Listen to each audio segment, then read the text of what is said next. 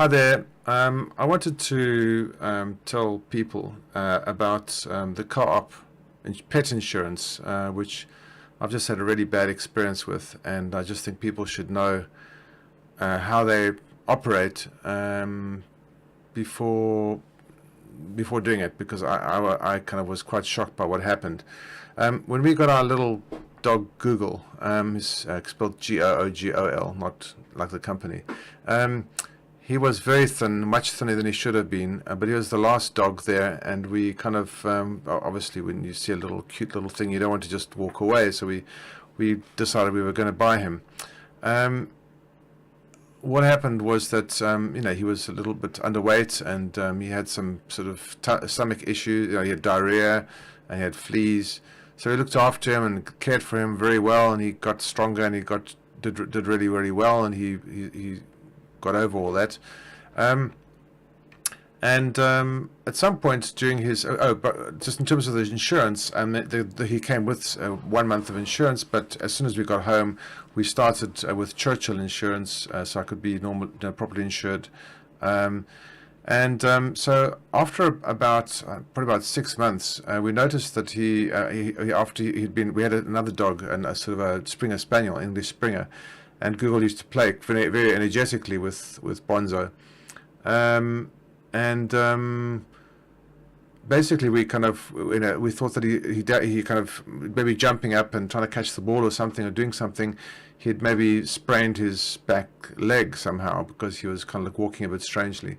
So we went to go and see the vet, and the vet wasn't kind of sure what exactly it was, but eventually it was decided that it was actually his back leg. So what's happened subsequently is that that was in January. We had that. Then in beginning of June, we got a second dog, a golden doodle, and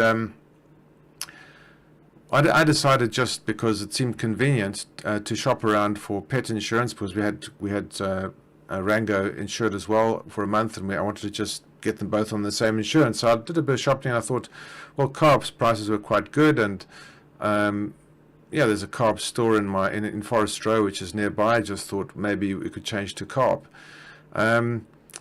So I didn't think twice about it. When I was filling in the thing saying pre-existing condition, there was no pre-existing condition. There was Google, who had a bit of a limp in January, which was many months before, and we were pretty sure that was due to an incident, not due to any kind of genetic or sort of inherent problem that he'd had since birth.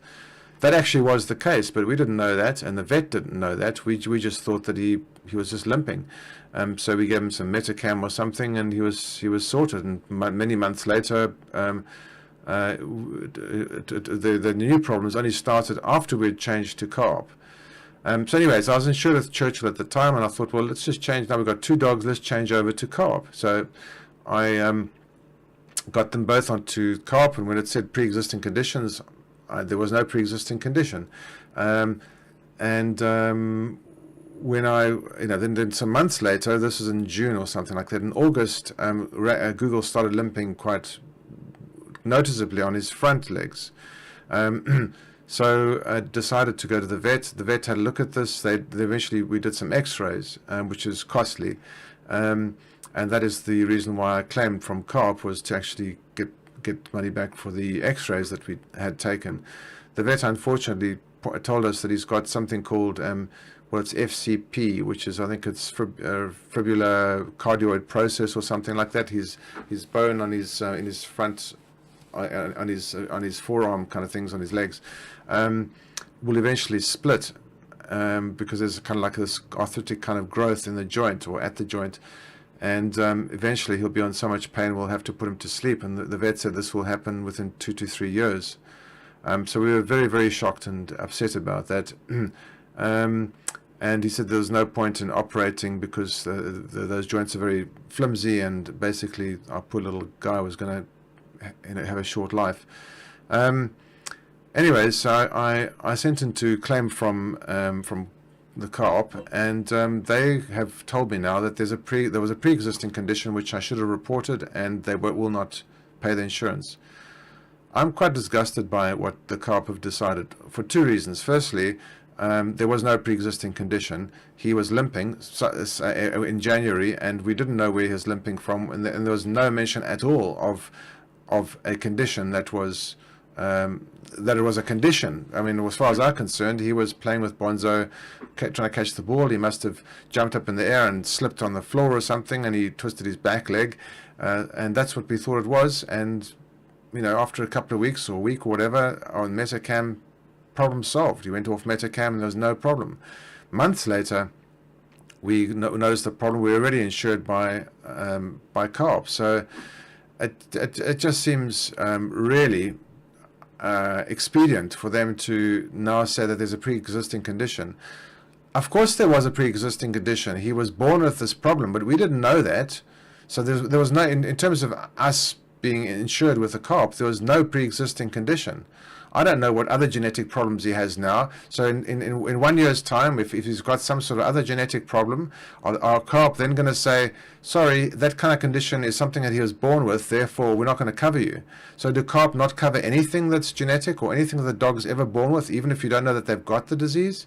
I think CARP need to actually be clear about that, because if that's what they're saying, then buyer beware. Do not buy at all from the CARP, because they do not cover you for anything other than, I don't know, what if your dog breaks his leg while running or something like that. Because if there's some kind of disease that he's got that's genetic, that would have been there when he was born, sorry, not going to cover it.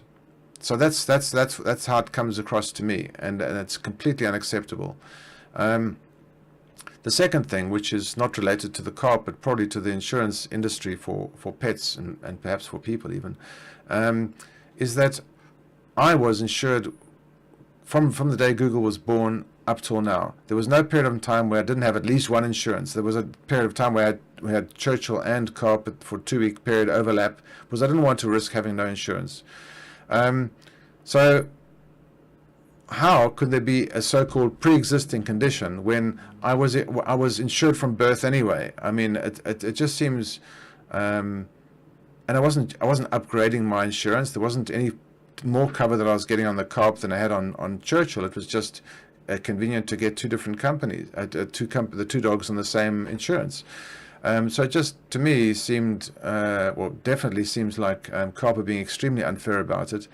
And I think they should look into what they actually determine as a pre-existing condition, because in my opinion this wasn't one, and my wife's opinion too. We were both there, and the fact that we didn't know what the cause for his limping was in January does not mean that there was a pre-existing condition. It means he had a limp in January. We gave him some Metacam, it went away, and it was many months later that we got we took him to the vet again and had X-rays.